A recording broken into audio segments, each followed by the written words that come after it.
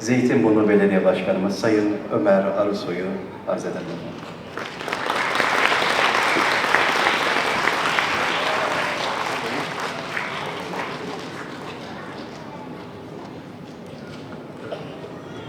Çok değerli kaymakamım, Zeytinburnumuzun değerli müftüsü, muhterem hocam, AK Parti ilçe başkan yardımcımız, ilçe başkan vekilimiz, ilçe kadın kolu başkanımız,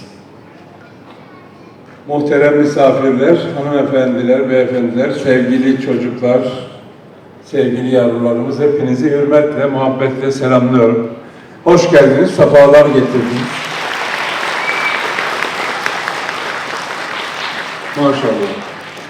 Zeytinburnu Kültür Sanat Merkezimiz, Kur'an ve hadis öğrenmekle meşgul talebelerle şenlendi. Biz böyle bir toplantıya ev sahipliği yapmaktan büyük bir memnuniyet duyuyoruz.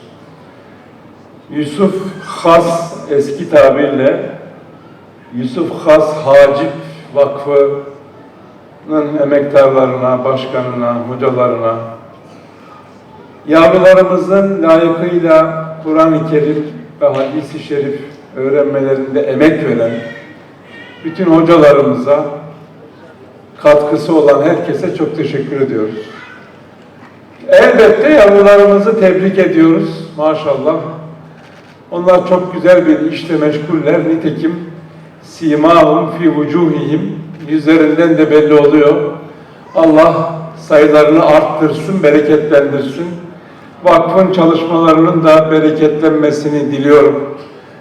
Uzun yıllar bu hizmeti sürdürmelerini diliyorum. Tekrar Zeytinburnu Kültür Sanat Merkezimizde böyle güzide bir toplantıya, bir ödül törenine ev sahipliği yapmaktan duyduğumuz memnuniyeti ifade ediyorum. Emeği geçen herkesi kutluyorum, tebrik ediyorum. Yavrularımızın da gözlerinden öpüyorum. Hepinizi Allah'a emanet ediyorum. Sağ olun, var olun.